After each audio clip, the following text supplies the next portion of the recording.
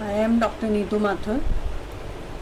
Last time BSc part 2 के paper 2 को हम देख रहे हैं। उसमें एक्सक्रीशन, फिजियोलॉजी ऑफ एक्सक्रीशन या उत्सर्जन की कार्य की में हमने देखा कि उत्सर्जी पदार्थ, नाइट्रोजनी उत्सर्जी पदार्थ किस प्रकार के होते हैं और उनके आधार पर हम जंतुओं को किस प्रकार से वर्गीकृत करते हैं। अमोनिया स्रावित करने वाले अमोनोटेलिक, यूरिया स्रावित करने वाले यूरियोटेलिक और यूरिक एसिड स्रावित करने वाले यूरिकोटेलिक जंतुओं के बारे में हमने देखा। डीएमिनेशन क्या होता है, किस प्रकार से अमीनो अम्लों में से अमीनो ग्रुप स्थापित हो जाता है और वो अमोनिया विभिन्न रूपों में परिवर्तित होकर उत्सर्जित किया जाता है, वो हमने लास्ट लेक्चर में देखा। उसको आगे बढ़ाते हुए उत्सर्जन में जो मुख्य भूमिका जिस अंग की होती है, जिसको हम वृक्क बोलते हैं, उसका फंक्शनल आर्किटेक्चर, कार्य के जो स्वरूप है उसका, यहाँ पे हम मैमेलियन किडनी की बात करते हैं, यानी कि स्तनधारियों के वृक्क की बात करते हैं। किडनी जो है मैमल्स में वो एक बीन के शेप की स्ट्रक्चर होती है। बीन जिसको हम बोलते हैं छोटा बीन, राजमा या शेप की स्ट्रक्चर होती है, जो कि लिवर के पिछले भाग में पेरिटोनियल कैविटी में उपस्थित होती हैं। हर एक वृक्क के ऊपर अधिवृक्क ग्रंथियां या एड्रीनल ग्लैंड्स प्रेजेंट होती हैं, इसलिए हम उनको सुप्रारीनल ग्लैंड्स भी बोलते हैं। किडनी का काम, वृक्क का काम ब्लड को फिल्टर करना, उसको छानना और उसको प्यूरिफाई करना है। एक दिन में ह्यूमन ब्लड बॉडी के अंदर, इंसान के शरीर में कई बार ब्लड जो है वो किडनी में से फिल्टर होता है और हमारे बॉडी की जो टोटल ऑक्सीजन है उसका 25% तक जो ऑक्सीजन है वो किडनी के एफिशिएंटली काम करने के लिए, एटीपी की उत्पत्ति के लिए काम में आती है। और अंततः किडनी में से फिल्टर होकर जो लिक्विड निकलता है, जो उसका एक्सट्रैक्ट या फिल्ट्रेट निकलता है, उसको हम बोलते हैं मूत्र या यूरिन। देखिए ये स्ट्रक्चर है, लिवर के बैक साइड में प्रेजेंट होती है किडनी। ये राइट किडनी बीन शेप्ड, ये लेफ्ट किडनी। इनके ऊपर बिल्कुल अधिवृक्क ग्रंथियां या एड्रीनल ग्लैंड्स हैं। राइट के ऊपर राइट एड्रीनल ग्लैंड, लेफ्ट के ऊपर लेफ्ट एड्रीनल ग्लैंड उपस्थित होती हैं।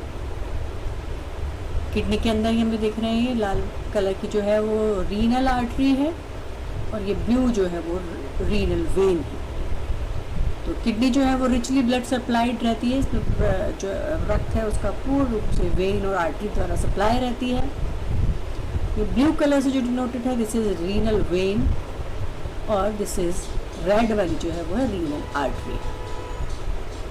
किडनी से निकलने वाली जो संरचना है वो है यूरेटर और फिर ये यूरेटर जो है वो आगे मूत्र का संचालन करती है। इसको हम एलैबोरेट करके देखें तो किडनी इस तरह से दिखाई देती है। अगर हम इसका लंबवत काटें तो इस तरह से नज़र आती है। इसके मुख्य रूप से दो भाग हैं। जो भारी भाग हमें दिख रहा है उसको हम बोलते हैं कॉर्टेक्स, वल्कुल, और बीच वाले भाग को हम बोलते हैं मेड्यूला। लेकिन किडनी चारों तरफ से आवरण से घिरी रहती है, जो है वो प्रोटेक्टेड रहती है आवरण से। फेसिया हम बोलते हैं। ये देखिए किडनी का स्ट्रक्चर। किडनी जो है वो 3 लेयर से आस्तरित रहती है। आउटरमोस्ट लेयर जो होती है वो टफ कनेक्टिव टिश्यू या संयोजी ऊतकों की बनी रहती है, जिन्हें हम रीनियल फेसिया या कैप्सूल बोलते हैं। उसके अंदर जो दूसरी लेयर है वो पेरीरीनल फैट कैप्सूल होती है। पेरीरीनल फैट का इसके अंदर आवरण है और सबसे अंदर वाली रीनल कैप्सूल कहलाती है। इन आवरणों से, तीनों आवरणों से ढकी जो किडनी है, आवरण जो है वो प्रोटेक्ट करके रखते हैं किडनी को। और जब हम इसको बिल्कुल लंबत काट के देखते हैं तो हमको इसको, इसके अंदर आउटर कॉर्टेक्स, बाहर वाला कॉर्टेक्स, मेड्यूला बीच वाला और एक सेंटर में हाइलम जो है वो नज़र आता है। ये एक अवतल पार्ट होता है और इसी में से आर्टरीज और वेन्स जो है वो बॉडी में एंटर करते हैं। तो जो रीनल कॉर्टेक्स है वो आउटर पोर्शन है किडनी का, जो कि रीनल मेडुला और रीनल कैप्सूल के बीच में होता है। ये एक स्मूथ आउटर जोन है, इसमें नंबर ऑफ प्रोजेक्शंस होते हैं जो कि नीचे तक एक्सटेंड होते रहते हैं।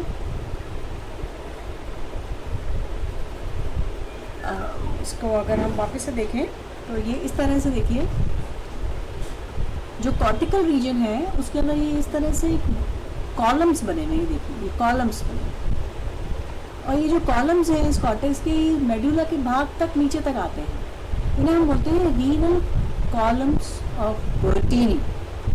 रीनल कॉलम्स ऑफ बर्टीनी इसमें है नीचे। ये जो मेडुला वाला जो भाग है उसमें इस तरह से ऊपर निकली हुई जो संरचनाएं हैं जिनको हम पिरामिड बोल रहे हैं, इन पिरामिडों के बीच बीच में जो कॉर्टेक्स है वो नीचे तक आता है। ये नीचे तक कॉर्टिकल जो भाग है वो आ रहा है, और इस नीचे आने वाले भाग को ही हम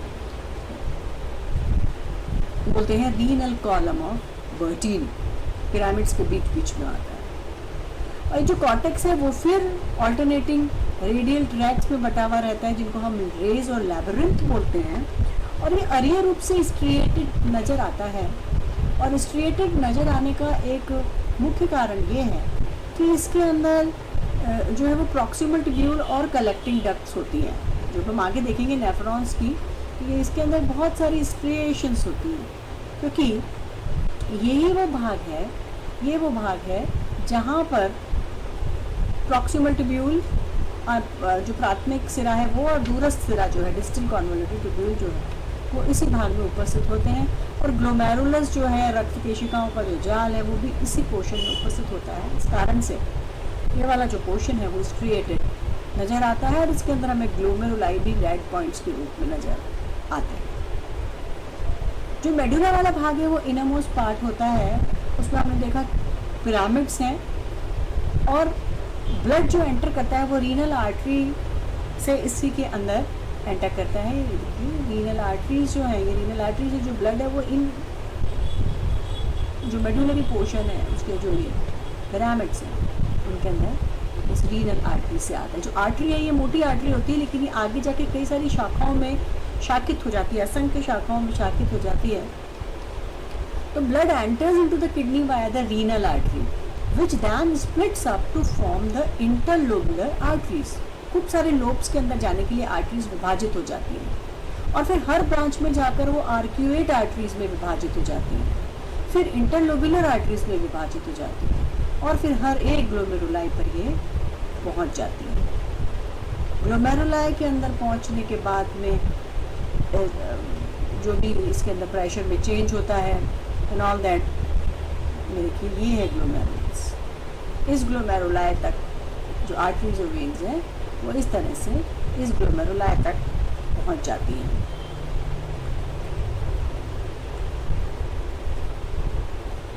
और रीनल मेडुला के अंदर स्ट्रक्चर्स होते हैं नेफ्रॉन्स के, जो कि सॉल्ट और वाटर का बैलेंस बनाए रखते हैं। हम इसको हम आगे देखेंगे कि किस तरह से वाटर और इलेक्ट्रोलाइट का बैलेंस जो है वो बनाए रखने में ये मेडुलरी रीजन जो है वो इम्पॉर्टेंट होता है। रीनल पिरामिड्स जो हमने देखे अभी मेडुलरी पोर्शन के अंदर जो बाहर है रीनल पिरामिड्स, उनको मार्सिलो मैल्पिगी के नाम पर उनका नाम रखा गया। वो लगभग 10 से 18 हमारे ह्यूमन के अंदर जो रीनल मेडुला होते हैं वो 10 से 18 होते हैं, और उनका जो ब्रॉड बेस होता है वो हर पिरामिड का जो बेस होता है रीनल कॉर्टेक्स की तरफ, और एपेक्स और पेपिला होता है जो अंदर पेल्विस की तरफ रहता है।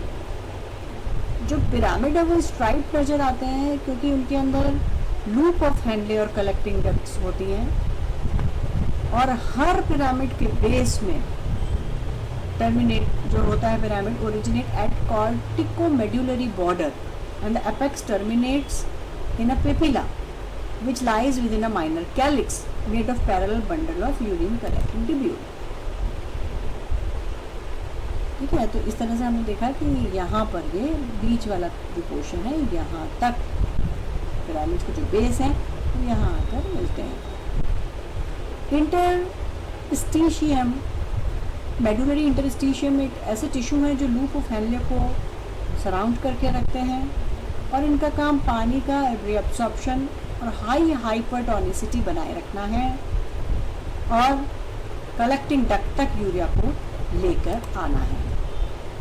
पेपिले जो है, हमने देखा हाइलम या पेपिला, बीच का जो है वो रीनल पिरामिड जो है वो जहाँ पर अपने यूरिन जो उनका द्वारा फॉर्मेशन हुई है उसको छोड़ते हैं, वो पेपिला वाला पोर्शन होता है।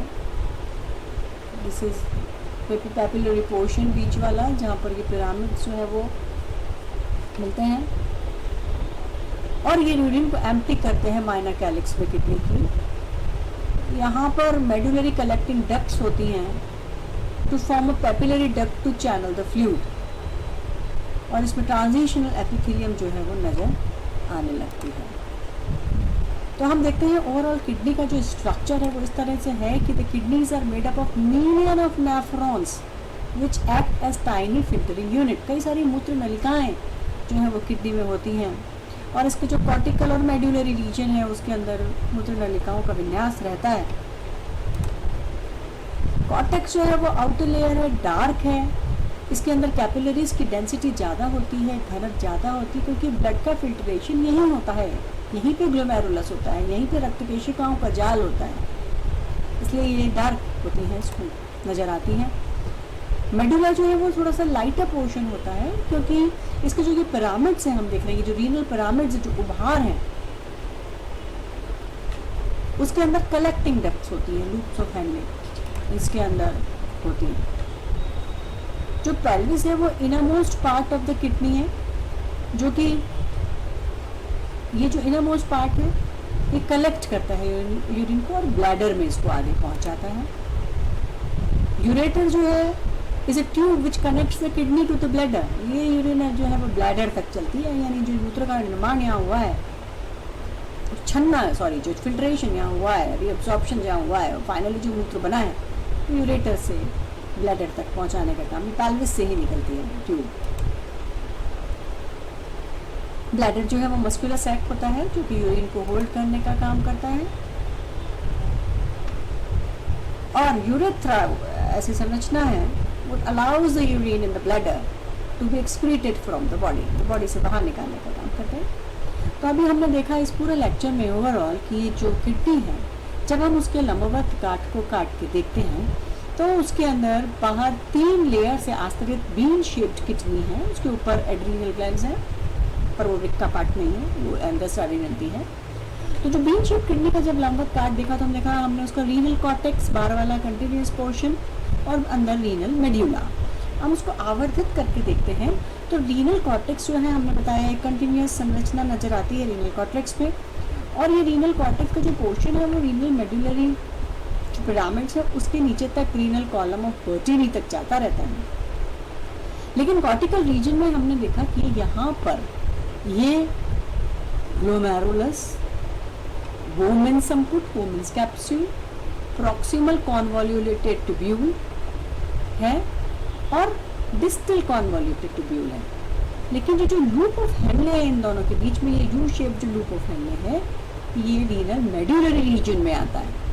कॉर्टिकल रीजन में खाली प्रॉक्सिमल कॉन्वोल्यूटेड ट्यूब्यूल और डिस्टल कॉन्वोल्यूटेड ट्यूब्यूल और ग्लोमेरुलस होते हैं, और पिन पॉइंट्स की जैसे ग्लोमेरुलस जो है वो प्रेजेंट रहते हैं। तो उसको हम आवर्धित करके देखें तो यहाँ देखिए कि किस तरह से इसके अंदर रक्त केशिकाएँ होती हैं, रक्त केशिकाओं का जाल है, ब्लड जो है वो यहाँ लाया जाता है, इसीलिए ये गहरे रंग का नजर आता है। इधर इसमें आर्टरीज और वेन्स भी यहाँ से एंटर करती हैं, और कुल मिलाकर ये जो कलेक्टिंग ट्यूब है, ये कलेक्टिंग लूप्स ऑफ हेनले के अलावा ये जो मेन कलेक्टिंग ट्यूब्यूल है वो भी मेड्यूलरी रीजन में आती है। और इस जो पेल्विस हमने बताया था, जो बीच का पेल्विस वाला रीजन था, उस पेल्विस वाले रीजन जो कॉन्केव रीजन है, डिप्रेशन वाला रीजन है, वो पेपिलरी रीजन जो है इस पेपिला में आकर वो खुलता है। यानी कहने का मतलब ये है कि ये जो कलेक्टिंग ट्यूब्यूल है, ये ब्राउन कलर की जो बड़ी जो जंक्शनल ट्यूब्यूल है, ये जो कलेक्टिंग ट्यूब्यूल है बड़ी वाली, ये ही कलेक्टिंग ट्यूब्यूल है जो फाइनली यूरिन बनता है उसको लेकर आती है, और यहाँ से ही फिर ये आगे यूरेथ्रा में पहुंचता है। Thanks. Next topic will be nephrons. Thank you.